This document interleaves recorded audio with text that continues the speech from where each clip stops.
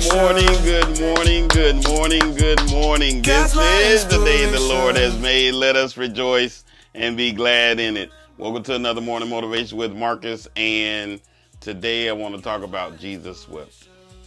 Yeah, that's right. Jesus wept. You know, for the last, probably since the first week in January, we've been having deaths at our church almost seems like every week. And on yesterday, we buried another family member, one of my cousins, and just got me to thinking how challenging it can be sometimes when going through grief, when going through the death of a loved one, when going through a loss of a loved one. And I'm reminded of the story where Lazarus died and Mary and Martha were grieving, and it was painful enough for them that their brother had died, and Jesus wept because he felt their pain. And so I want you to know today that Jesus feels your pain. God feels your pain. He knows the pain that you're going through, and he is there for us. And a lot of times it may not seem like it. And so it's okay to cry. It's okay to get through a process of grieving. It's okay to surround yourself. In fact, I would encourage one to surround yourself with those individuals who love you and who are still around you. Those who are still there and who care for you. And then let's focus on the life that they live, the time you had with them, the joy that you had with them, the memories that you had with them, celebrating their life and what they mean to you. And so I would encourage somebody today, as you may be going through a time of grief, and it may not be a person, it may not be a close family member. It may be your job that you lost. It may be you didn't make the team and you thought you should have made the team. And I know people may say, well, that's not true loss.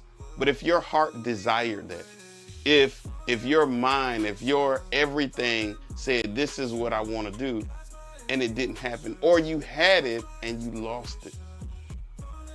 You were working the job and you were making the money you were making, and for whatever reason you were laid off. For whatever reason they didn't need your position anymore. For whatever reason they said we're going a different direction. Sometimes that can be painful, and people don't realize that you can go into a depressed state, isolate yourself, and think about poor old me. When in fact, we should be doing the opposite. When in fact, we should be saying, God knows and God sees. And there are some things that God allows to happen to potentially to refocus us, potentially to think on what direction he would have us to go.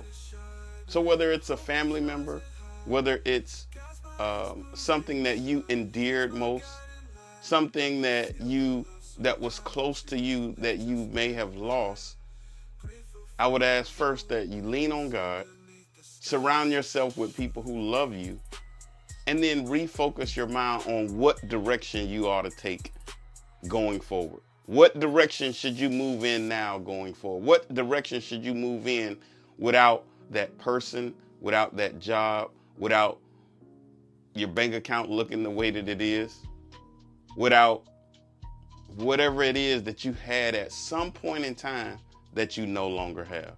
All right, that's my time for today. Hopefully that would encourage somebody. Don't forget, we still have our book out, marcusjscott.com. Go to marcusjscott.com and put in the code MarcusJScott4040. MarcusJScott4040. It should be on your screen. Don't forget to subscribe to our YouTube channel. Click on the link below. And remember, always have a heart of gratitude and the strength to keep moving forward. God bless you. God's my inspiration.